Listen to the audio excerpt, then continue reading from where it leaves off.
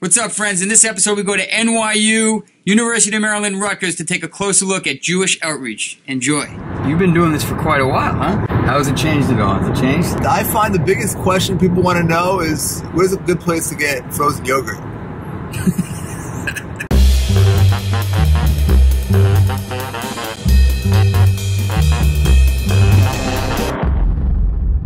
What's on the itinerary today? Well, we're heading to campus to lighten the world a bit. And once we're done, the world will be lit. What does lit mean? It's the rabbi trying to keep up with pop culture. There you go. We're getting lit. All right, here we are with Rabbi E, the man with the plan here on NYU campus. Unbelievable, rocking out here. Beautiful day. I can't believe This is November. Sun is shining. Gewaldig. Made to order. This is Washington Square Park. You can find a lot of Jewish students and a lot of illegal substances that you shouldn't be involved in. Got it. Beautiful day. Look at this. So what we're going to do now is do some tabling. The name tabling came from the word table because most people did it at a table, but tables are very heavy and burdensome, so we have evolved from tabling with a table to tabling with a bowl of chocolate. Here we are in the Kimmel Student Center, where we store our flyers and chocolate and give them out on campus. Here I am, I'm famous. Rabbi E's been doing this for well over a decade. He was at University of Michigan, and that was the first Maimonides program, which has developed into a full-fledged national program. He was one of the first guys on the ground there.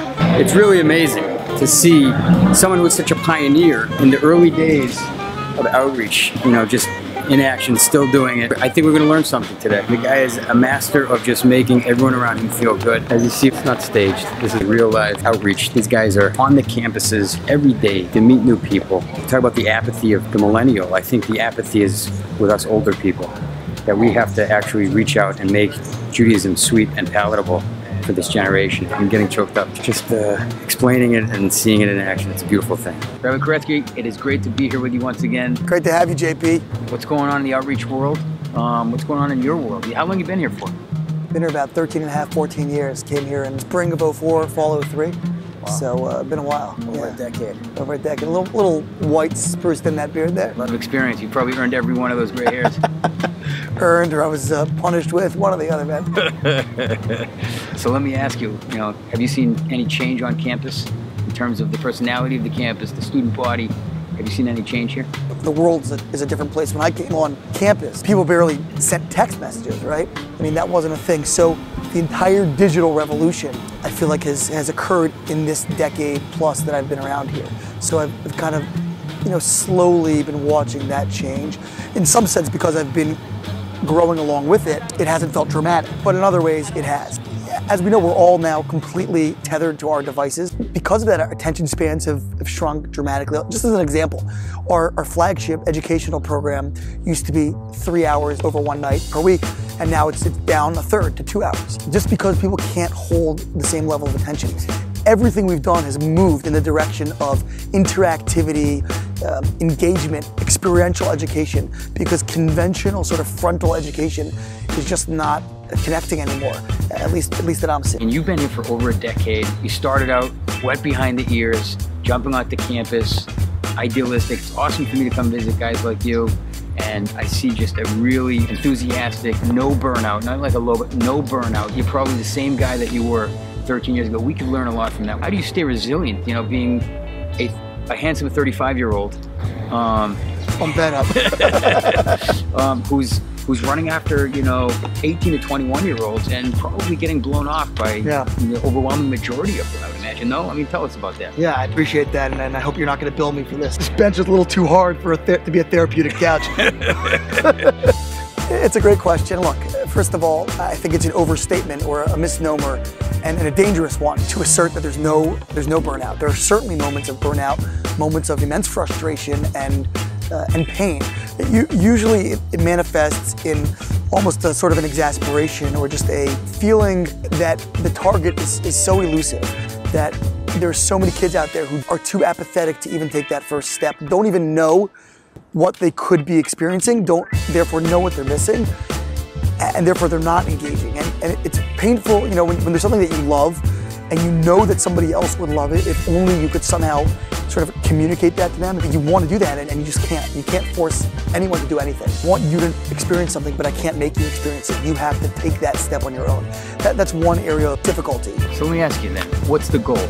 What are we trying to accomplish here? Outreach on campus, building Jewish life, obviously. But what's the goal? Well, I think building Jewish life is a lovely catchphrase, but it's a little bit diffuse. Our goal is really to enlighten students, to give students the opportunity to become literate in the truest sense, to become truly Jewishly educated consumers, right? So that the choices that they're making in their Jewish lives are a function of knowledge, they are informed choices, and not simply a function of inertia. Anything else you want to add? The challenge of a college campus outreach sort of environment is that the community is not interfacing with what we do on a daily basis. It's extremely, extremely valuable to bring that to the attention of the myriads of Jews that care about Jewish continuity, Jewish education, and Jewish leadership for the future. To quote Eduardo, God bless. God bless you, my friend. Okay. Okay, my friend. God bless you. God bless you, my friend. God bless you. Man, the myth and the legend, just moments before a packed house. My new sound is profound. I get around the whole town. Everybody get down if you're down with the sound. But if you're not, tell you what, shot ain't got, so your ears don't die. We bring proof to the youth for our loof as a goof do a life which includes our strife. That's what I'm talking about. Did you just use all your lines? Pretty much.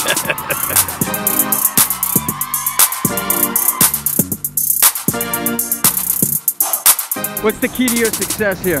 The coffee. Definitely the staff. Unbelievable. These guys are legends in their own right. Rabbi Goldberg's the founder of RJX, which is an incredible organization here in Rutgers University in New Jersey.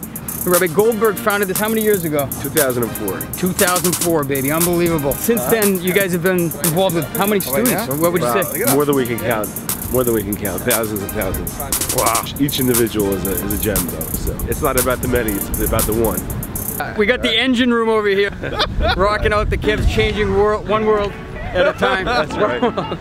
Dude, this is a beautiful campus you guys have here. The parties are all here. This is where it's at. Where's Front Row, right here? Yeah. Union Street. You can go to Union Street. You guys hang out there on a Friday night? They come to my house. I'm a mile and a half down. What year is this for you? This is my second semester. Second, oh, so you're a rookie. Yeah, and I'm actually moving tomorrow. I'm actually moving tomorrow closer to campus. Oh, really? Where to? Right near Robert Grossman's house. The place to be. For the students, so they can always come and crash. Always a place. Some warm food, hot meal. People are coming in droves. There's literally a line out the door of the library. I don't think the library's had this many people here ever. This is crazy. Look at this. Unbelievable. Really, really incredible. Hey, what's up, brother?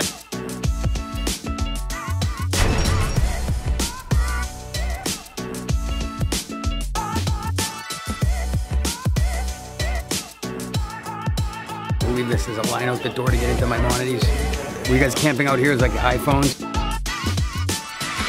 This is awesome. Hi friends, sorry to cut the program short. If you made it this far, then you're probably going to want to click subscribe. Don't miss another video. More to come. Stay tuned. All the best. Thanks for watching.